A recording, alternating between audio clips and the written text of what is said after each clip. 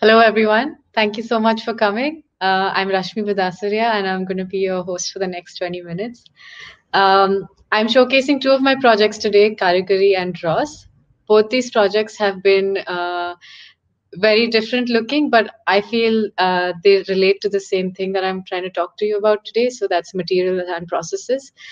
Kaagari is a project that deciphers the movements of block printing artisans in India and projects them onto a pattern on woven fabric.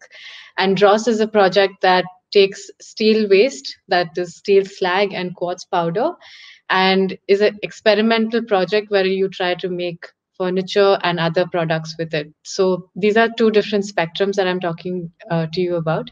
A little bit about me. I'm a designer from India, and I live in the south of India right now.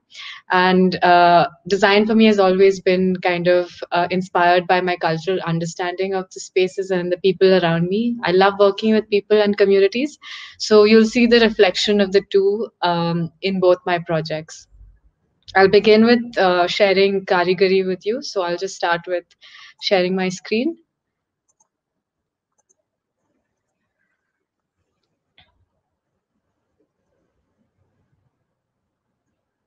Okay.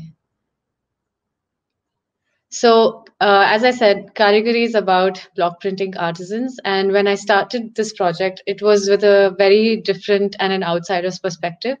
I wanted to do something for the artisans, but I just didn't know where to begin. So went to work with them for a week, 15 days, and really started understanding their art of printing and their practice.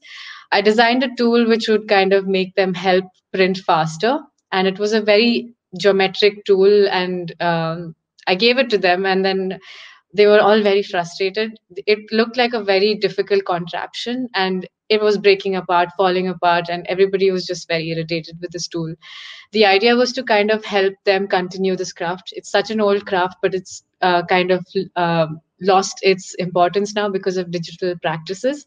So I gave them this tool, and it didn't work out. And I was quite upset because it didn't work out. And so I started looking at why it really didn't work out. And I realized that each artisan was using it very differently in the way that they use the tool, in their hand gestures, in their body movement. Every artisan has their own capability and their own way of moving. It's sort of like a performance that they do.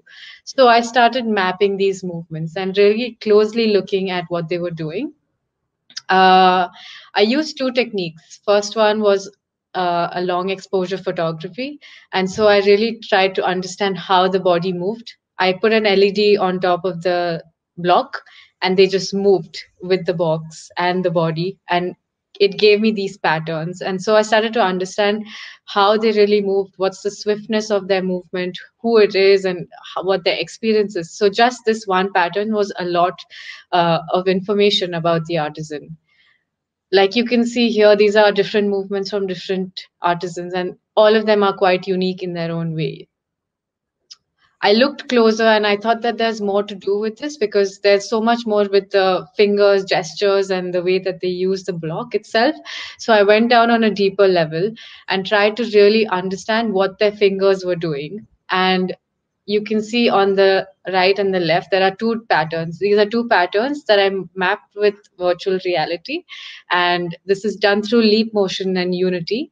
And the idea is to just map where the fingertips are moving in the space. So the yellow dots that you see, that's the left hand, and the blue dots that you see, they're the right hand. So you can really see in the two patterns the different comparison and the structure and the dexterity of the artisan in the way they move. So on the right hand side, you see this right pattern, which is kind of really fast and really dense, and then it moves upwards. So you know that the block printing artisan is kind of really moving fast with the movement. Whereas on the left hand side, the artisan is taking his time. He's really carefully kind of caressing the block and moving with that. So this kind of pattern and differentiation really helped me understand what the artisan was kind of really about. And I thought that this was where the craft needs to be pushed, and how the craftsman has to be kind of praised and looked at. So this was an idea to kind of push their individuality forward and to make sure that the craftsman realizes the value of what he's doing.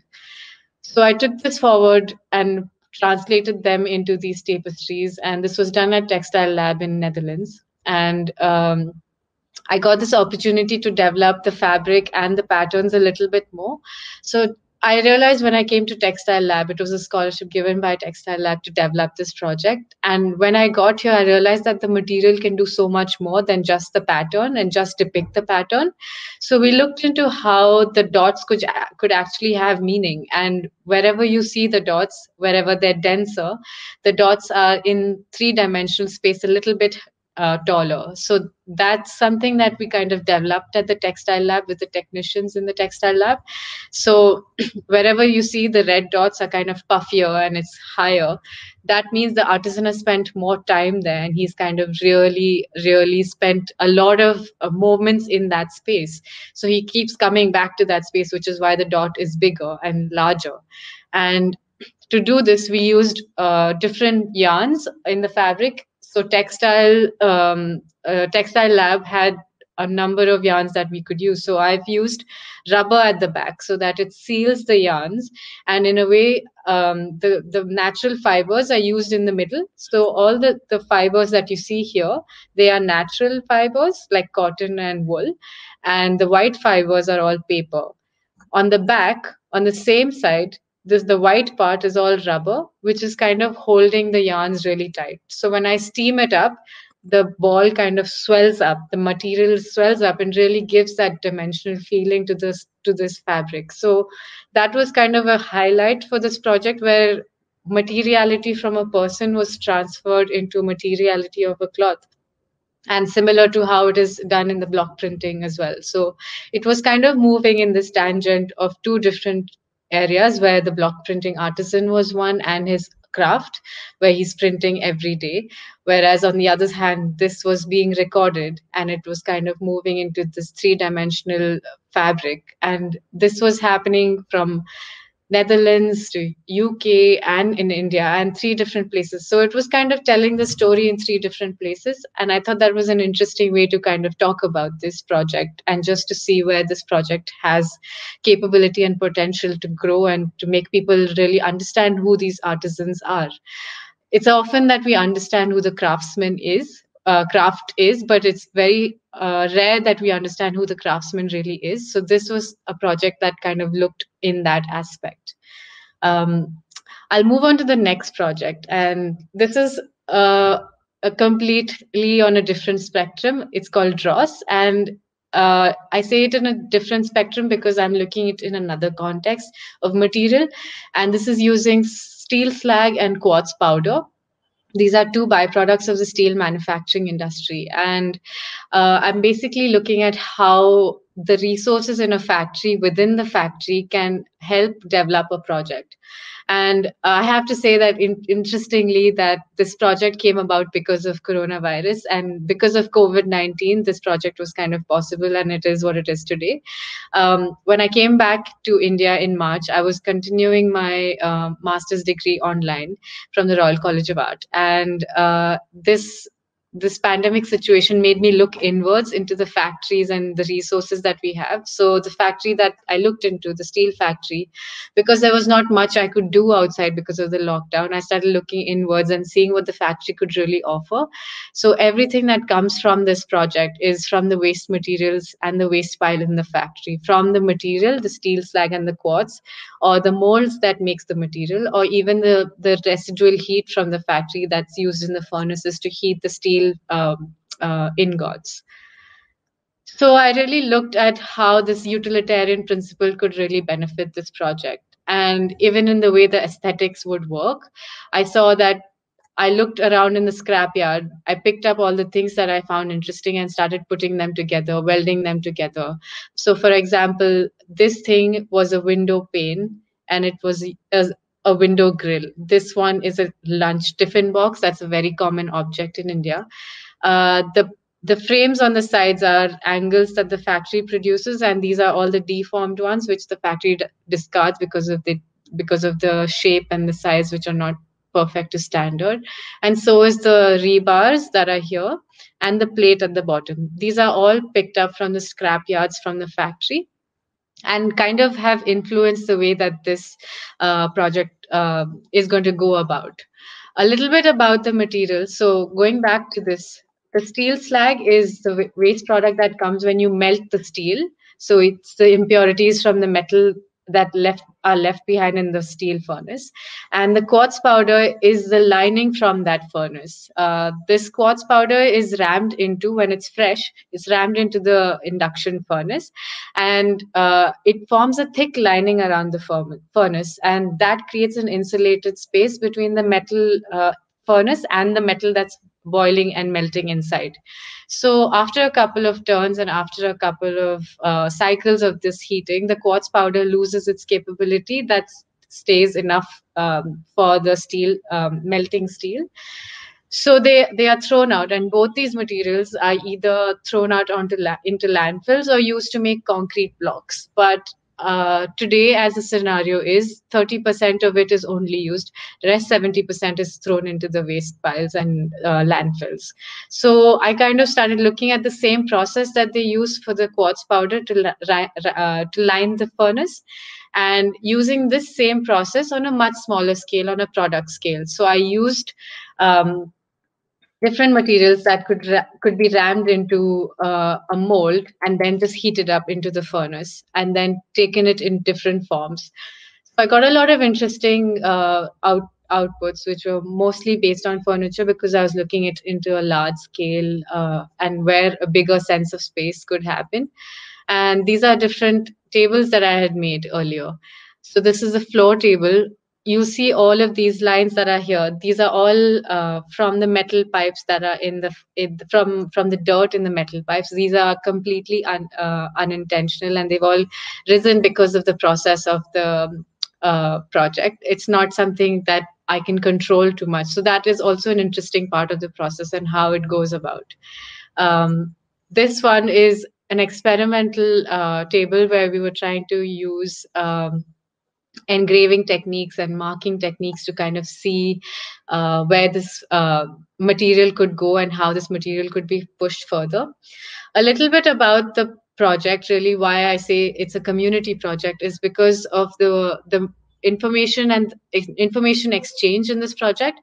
What happened was when I went to the site and saw all of these things, I knew for a fact that the factory workers, they have the most knowledge about this. They knew the processes, they knew the materials, and everything about the factory. So this really is a collaboration between the factory workers and their knowledge and the designer who has an aesthetic sense. So in that sense, we kind of built this project together, learning from each other and kind of understanding where this material could have a different potential other than for landfills.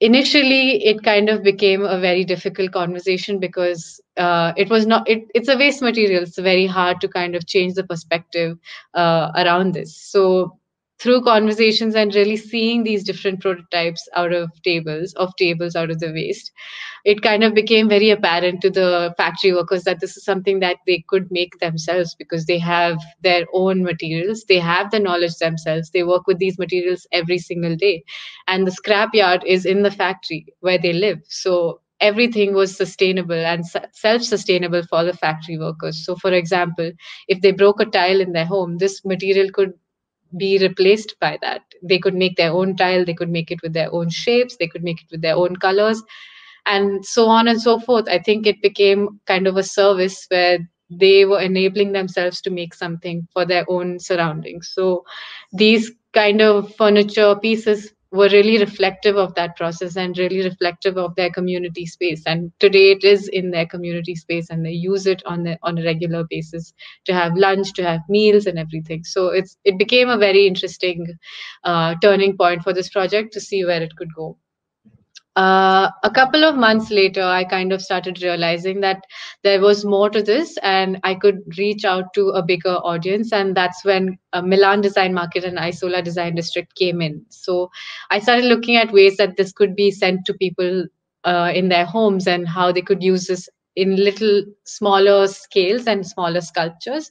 So I started this process and began with the uh, foraging of materials and objects from the scrapyard again, and I looked at a different scale at this time and came up with the first set of sculptural items. I call this the Russian dolls because of the way that it kind of reminds one of it. This is an idea where you kind of have this piece in your house and it's a reminder of that on a smaller scale.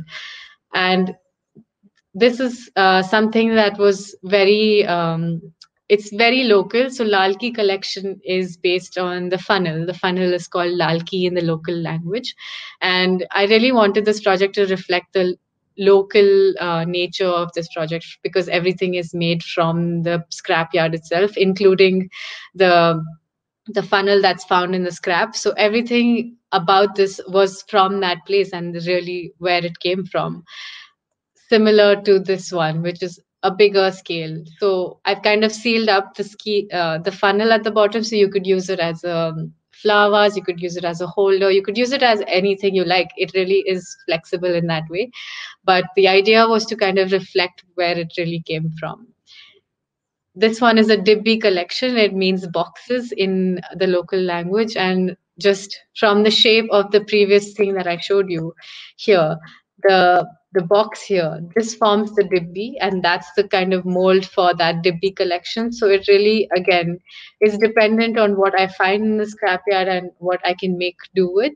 And I also try to experiment here with the different layers and colors of the material and how they could really start creating interesting contrasts. A similar one is a pyala collection, which means a cup in the local language. And this is again in a set of two, in a set of three.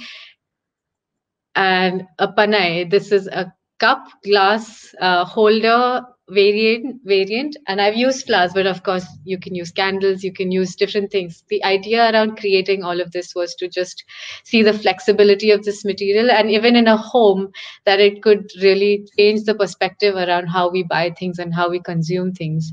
It often is very difficult for a consumer to know where the project or the product is coming from, and I would really like to reflect that nature of the material, of the process in this thing. So even if you see it's not perfect, it's not polished, it's not smooth, it's not finished, it really reflects what the material is and not more than that. And it's very true to its nature. So this is where I am right now, but I feel like there is more to this project, and there's more that this could develop into manufacturing this process, or even on a production scale where it could go into architectural elements, or even smaller scale products that you could use every day and be reminded of that story and be really mindful of the kind of resources that we spend and the kind of consumption choices that we make. So that is really the core of this project. And um, this was basically the idea behind these two. And I think that it kind of works in two tangents, but also is similar, like I said earlier, that it meets at a certain point of materiality and really talking about where the person is coming from or the material is coming from. And the core of this project really is that. I think I would kind of culminate at this point, and I would love to hear from most of you guys what you think, what you feel about this project, if you have any comments, any feedback, because I feel like this conversation needs to go on, and it kind of needs to be with the people who are consumers, manufacturers, production people, policymakers, all the stakeholders of a society. The citizens need to be a part of this conversation to get this going. So you know how to reach me on Isola.design District, and my profile's on there. My contact information is also on there. So please feel free to reach out, shoot me a message if you like something, if you didn't like something. And I would end at that. Thank you so much, guys. Have a great Saturday. Thank you so much.